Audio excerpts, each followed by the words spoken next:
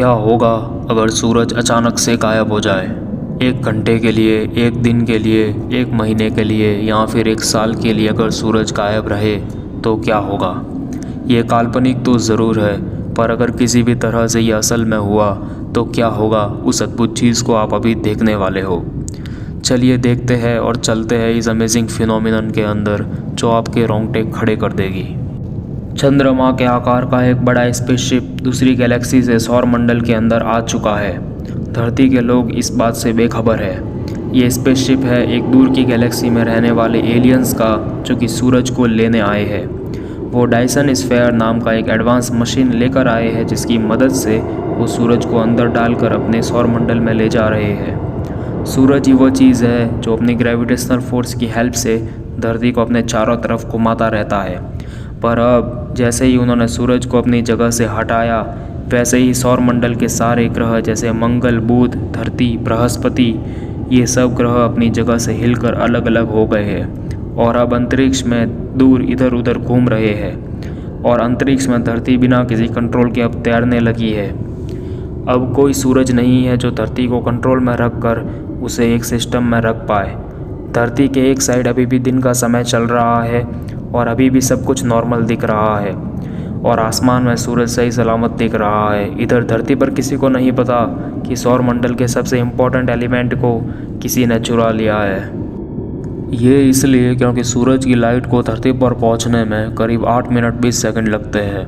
उधर एलियंस अंतरिक्ष में सूरज को ले जा चुके हैं, पर धरती पर इसका प्रभाव ठीक 8 मिनट 20 सेकंड बाद होगा। 8 मिनट 20 सेकंड बीत चुके हैं। धरती पर अचानक से अंधेरा छा गया।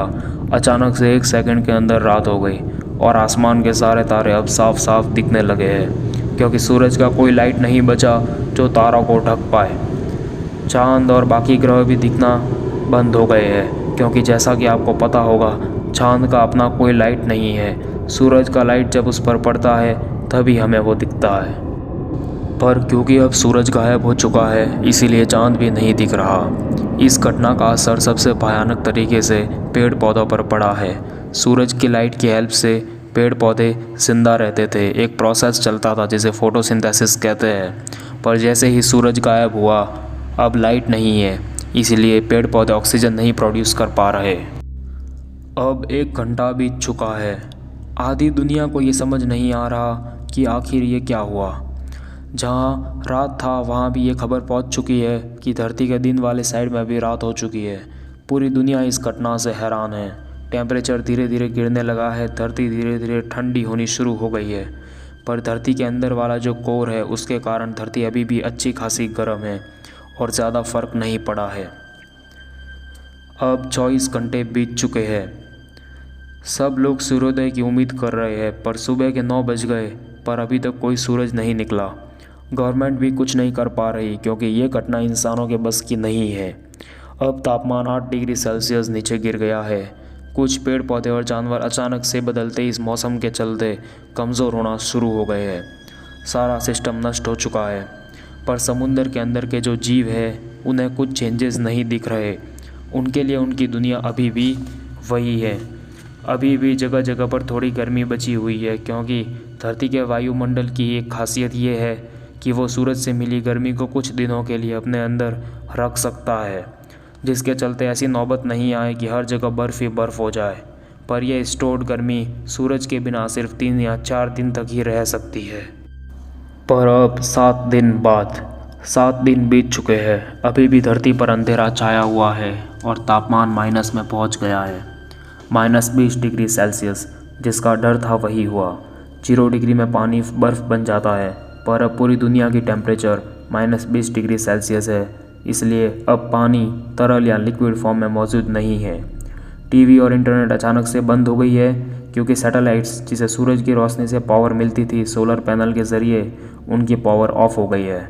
किसी भी तरह से हाई पावर बैटरीज की मदद से वो सैटेलाइट्स 7 दिनों तक तो चल गई, पर वैज्ञानिकों ने कभी ये नहीं सोचा था कि सूरज नहीं रहेगा, ऐसा भी दिन आएगा। इसीलिए उन्होंने कोई बैकअप प्लान नहीं बनाया था। दुनिया के जितने भी समुंदर और नदियां हैं, सारी की सारी अब तक जम चुकी है -20 डिग्री सेल्सियस टेम्परेचर के चलते। पूरी दुनिया की बिजली अब चली गई है, क्योंकि जिस डैम के पानी से बिजली बनती है वो अब तक जम चुके हैं। इसलिए मोबाइल फ़ोन टॉवर्स भी ऑफ हो चुके हैं और लैंडलाइन फ़ोन्स भी अब बंद हो चुकी है, क्योंकि इस दुनिया को ऑन रखने वाली बिजली अब गुल हो चुकी है।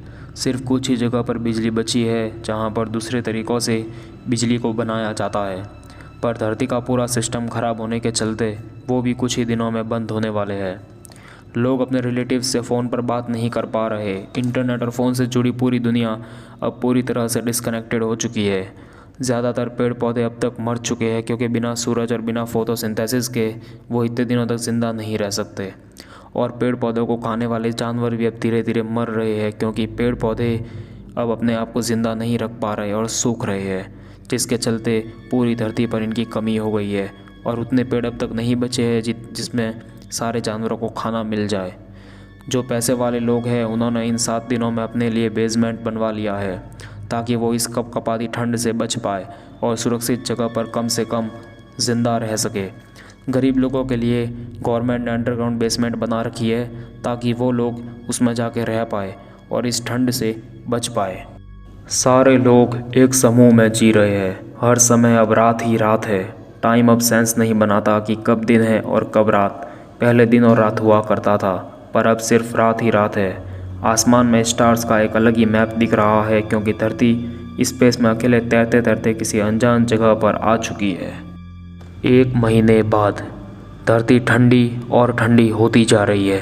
टेम्परेचर करीब -40 डिग्री सेल्सियस पहुंच चुका है और अब अंतरिक्ष से धरती कुछ ऐसा दिख रहा है, जमी हुई धरती जो कपकपा रही है। ऑलमोस्ट पूरी धरती अब बर्फ़ से ढक चुकी है। धरती के लगभग सारे पेड़ पौधे मर चुके हैं, उनको छोड़कर जिन पेड़ पौधों को ठंडी जगहों में पहले से रहने की आदत थी। धरती के ज़्यादातर जानवर मर चुके हैं। समंदर के अंदर के जीव जंतुओं की बात करें तो समुद्र जमने के चलते वो भी अब तक मर चुके हैं, क्योंकि सारे पेड़ पौधे ख़त्म हो चुके हैं। इसीलिए CO2 यानी कार्बन डाइऑक्साइड की मात्रा हवा में अब 1 महीने बाद इतनी हो चुकी है कि अब हर एक सांस सिगरेट के धुएं के जितनी खतरनाक हो चुकी है। जब पेड़ पौधे जीवित थे तब वो हवा को साफ रखते थे, पर अब हवा को साफ रखने के लिए कोई नहीं रहा। एक और जगह है जहाँ पर समुद्री जीव अभी तक बचे हुए हैं, जहाँ पर गर्मी ज़्यादा है। जैसे वो नदियाँ जो किसी ज्वालामुखी के आसपास है। वो नदियाँ अभी तक लिक्विड फॉर्म में है, इसलिए उसमें अभी 1 महीने बाद भी कुछ जीवन बचा हुआ है। 1 साल बाद जो जीवन बचा हुआ था वो अब तक ख़त्म हो चुका है, क्योंकि सारे वॉल्केनो इस अकल्पनीय ठंड के चलते निष्क्रिय हो गए हैं, जिसके चलते जो समुद्र जमे नहीं थे वो भी अब जम चुके हैं, सिवाय एक आध को छोड़कर। धरती पर ठंड इतनी बढ़ चुकी है कि अब कोई जानवर धरती पर मौजूद नहीं है। धरती की पूरी सतह पर जो बर्फ़ की लेयर थी वो अब हज़ारों गुना मोटी हो चुकी है। शहरें अब कुछ ऐसी दिख रही है, सारे बिल्डिंग्स बर्फ़ में जमे हुए हैं और बड़ी बड़ी बर्फ़ की चट्टानें यहाँ वहाँ फॉर्म हो गई है। पर आश्चर्यजनक तरीके से एक जगह अभी भी बची हुई है जहाँ जीवन अभी भी है। अब सिर्फ एक ही जगह है जहाँ जीवन अभी भी चल रही है, वो है समुंदर के सबसे गहरे पार्ट में। वहीं एक जगह है जहाँ पर धरती के कोर से उसे गर्मी मिल रही है, जिसके चलते अभी भी वहाँ पानी बचा हुआ है और लाइफ भी मौजूद है। और इसके साथ साथ बहुत सारे लोग साउथ पोल और नॉर्थ पोल की तरफ जा चुके हैं, क्योंकि वो धरती के उस स्थान पर है जहाँ मैक्सिमम जियोथर्मल एक्टिविटी है। मतलब धरती के कोर से उसे मैक्सिमम हीट मिलती है, जिसके कारण धरती के उस पार्ट पर हल्की सी गर्मी अभी भी मौजूद है। 1000 साल बाद 1000 साल बीत चुके हैं और अभी तक सूरज नहीं निकला है। धरती की पॉपुलेशन ख़त्म होती जा रही है, क्योंकि धरती पर ना ही कोई पेड़ है और ना ही कोई जानवर। लोगों के पास खाने का कोई सोर्स नहीं बचा है। धरती पर ऑक्सीजन की मात्रा अब ना के बराबर है। 1100 साल बाद और 100 साल बीत चुके हैं। धरती का टेम्परेचर -160 डिग्री सेल्सियस तक पहुंच गया है और इस तापमान में इंसानों का हाल कुछ ऐसा होता है। 1100 साल बाद अब धरती स्पेस में तैरते तैरते एक अनजान जगह में आ गई है, सौरमंडल से बहुत दूर। और इधर दूसरे side Jupiter, Saturn, Mars, mercury सारे ग्रह अरबों किलोमीटर दूर दूर हो चुके हैं एक दूसरे से। धरती फाइनली अब 1100 साल में तैरते तैरते उस जगह आ गई है जहाँ पर स्पेस के रैंडम एस्ट्रॉइड्स अब धरती से टकराना शुरू हो गई है। स्पेस में तरह तरह के एस्ट्रॉइड्स और जाइंट पार्टिकल्स घूमते रहते हैं और बहुत खतरनाक रेडिएशंस भी आते रहती है जो कि धरती को कभी भी नुकसान पहुंचा सकती है। अपने इस सफ़र के आखिर में धरती एक बहुत स्पीड से आती हुई एस्ट्रॉइड से टकरा गई है और अब सब कुछ ख़त्म हो चुका है। और अगर ये नहीं भी हुआ तो भी धरती अरबों साल तक ऐसे ही घूमती रहेगी और इस बात की भी संभावना है कि कोई ब्लैक होल धरती को अपनी तरफ खींच ले। पर दुखी होने की ज़रूरत नहीं है दोस्त, ये सिर्फ एक हाइपोथेसिस है, यानी कि एक कल्पना।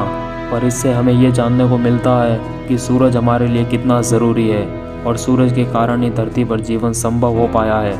सूरज के बिना धरती कुछ भी नहीं है, इसीलिए सूरज को भगवान का दर्जा दिया जाता है। ये वीडियो आपको कैसा लगा नीचे कमेंट ज़रूर करना, लाइक और शेयर ज़रूर कर देना। और अगर आपने अभी तक इस चैनल को सब्सक्राइब नहीं किया है तो सब्सक्राइब ज़रूर कर देना और अभी तक घंटा नहीं दबाया है तो उसे भी दबा देना। Thank you.